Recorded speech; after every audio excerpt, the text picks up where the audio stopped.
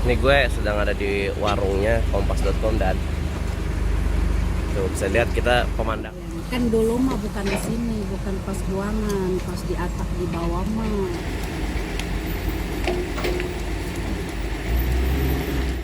Gue nggak bakal lupa sih experience liputan gue yang satu ini.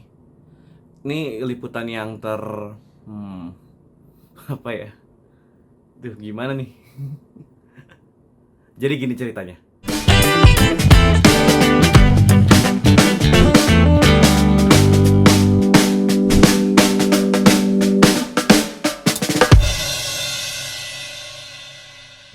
Hari itu tuh gue kagetnya baca WhatsApp. Tiba-tiba dapat penugasan untuk liputan /nongkrong nyobain nongkrong di salah satu tempat yang mungkin lu nggak bakal duga, yaitu di Bantar Gebang. Sebenarnya tuh hal ini udah pernah dilakuin sebelumnya sama salah satu reporter kompas.com juga, yaitu Joyandre. Nah, dia tuh di sana udah sampai live Facebook juga buat kompas.com. Nah, tapi katanya gue juga ternyata harus nyobain tuh. Jadilah tuh gue jalan dengan rasa deg-degan ya, karena jangankan liputan, gue aja belum pernah jalan ke Bantar Gebang. Bahkan gue nggak tahu Bantar Gebang itu di sebelah mana. Pagi gue baru bangun dan ini tuh jam 8 pagi di Pamulang. Hari ini gue kaget banget ngeliat WhatsApp gue tiba-tiba dapat penugasan gue harus ke TPST Bantar Gebang. Gue bawa masker nggak ya? Kan udah nggak PPKM, tapi bau. Ya udahlah, gue siap-siap dulu. Nah, sekarang gue udah mandi dan gue sudah selesai nih prepare gue untuk ke Bantar Gebang hari ini. Dan ya mudah-mudahan lah udah siap mental buat ke Bantar Gebang itu. Soalnya gue satu belum pernah kesana dan kedua itu ini yakin gue ke situ. Nah, jadi kan rumah gue tuh di Pamulang, Tangerang Selatan ya. Jadi kebayang dong sebenarnya berapa jauh gue untuk sampai ke TKP liputan itu. Nah, buat yang nggak tahu nih, Pamulang itu di sebelah mana. Jadi gue tuh sekitar 2 jam lah untuk sampai ke Bantar Gebang. Nih, selama perjalanan nih gue cuman kepikiran, gimana ya gue makan ya? Apa gue harus ikut makan, minum, apa gue harus jajan di sana? Selama perjalanan gue cuma mikirin itu doang. Dan sebelum sampai ke TKP pun gue tiba di pertigaan di Jalan Raya Narogong yang memisahkan antara jalan raya itu menuju ke tempat pembuangan sampah Bantar Gebang. Dan itu letaknya dari jalan pertigaan itu menuju gerbang tempat pembuangan sampah itu sekitar 1,5 sampai 2 kilometer lah. Dan tahu nggak sih kalau kalau baunya itu udah kecium sejak jarak 2 kilometer itu. Ini sekarang jam 11 siang dan sekarang gue di dekat TPST Bantar Gebang.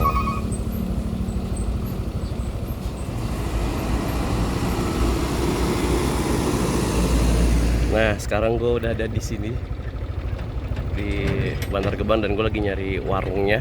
Tuh.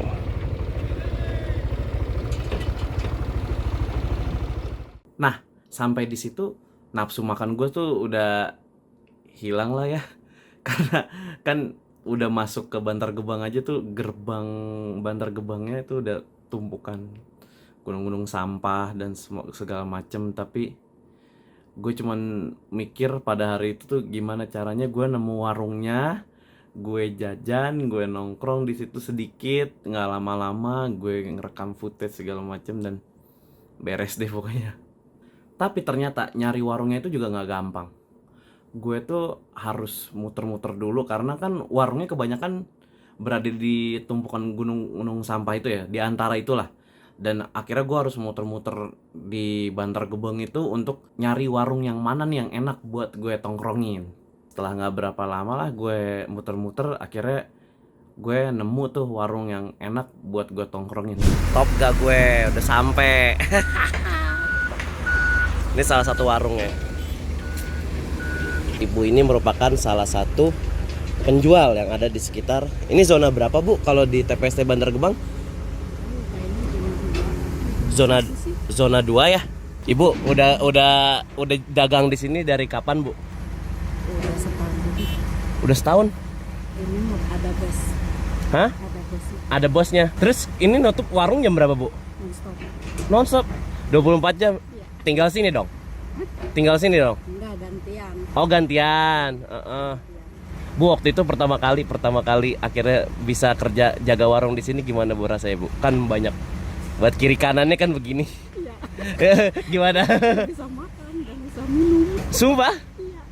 Dan di sini Ibu jualan apa aja sih, Bu? Ini mie ya, Bu? Mie, nasi. Nasi? gorengan, iya. Dulunya emang tahu, Bu, waktu ditawarin di sini, Bu, kerja di sini? Tahu. Tahu. Dan kebayang. Kan dulu mah bukan di sini, bukan pas buangan, pas di atap di bawah mah antrian, nggak deket buangan gini. Paling baunya bau truk ya. Pas dipindahin ke atas ini.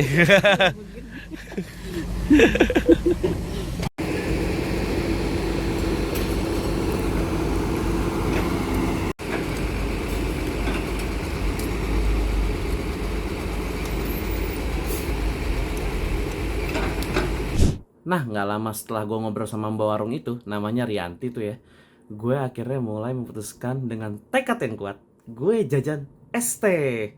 Karena di sana gue waktu itu haus banget dan di sana tuh kering deh, pokoknya vibes-nya tuh kering. Meskipun cuaca pada hari itu tuh cukup mendung ya, gue kira tuh abis hujan atau mungkin sebentar lagi hujan, tapi kering banget. Dan akhirnya gue memutuskan untuk jajan. Tapi disitulah letak kekhilafan gue. Belum cabut lagi, ngabisin teh dulu. Nah, menurut gue tuh orang yang paling kuat sedunia itu adalah orang-orang yang bisa jajan di Bantar Gebang salah satunya. Gue aja tuh gimana ya? Gue aja nggak tahu tuh asal usulnya esnya dari mana, terus airnya dari mana. Gue main asal-asal jajan aja tuh. Akhirnya gue saat gue jalan pulang keluar dari Bantar Gebang, gue merasa perut gue tuh mules lah gitu, dan badan gue kayak demam gitu. Akhirnya gue merasa kayak gue keracunan deh, tapi kan nggak boleh self diagnose. Nah terus nih, selama abis itu perjalanan pulang kan gue akhirnya nyempetin mandi di salah satu rest area ya, di dekat kota wisata Cibubur. Karena badan gue waktu itu tuh udah lengket seada-adanya, terus baunya tuh udah nggak enak banget deh. Gue bikin vlog ini kan setelah 2 minggu dari perjalanan gue dari sana ya, tapi gue tuh sampai sekarang nih gue masih bisa ngebayangin baunya kayak apa, terus keadaannya kayak apa. Sampai kalau misalnya gue disebutin kata Bantar Gebang tuh, gue tuh langsung kebayang gitu, ke track ke belakang.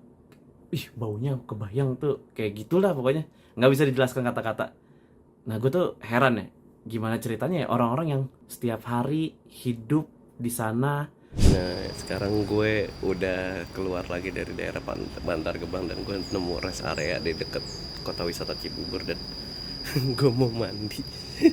Nah intinya tuh perjalanan gue ke Bantar Gebang tuh cukup berharga lah buat gue. Meski akhirnya gue pada waktu itu sakit seharian ya, tapi cukup menghilangkan penasaran gue lah pokoknya. Sampai gue akhirnya kebayang, oh gitu ya ternyata hidup di Bantar Gebang. Nah jadi begitu tuh cerita perjalanan gue ke Bantar Gebang.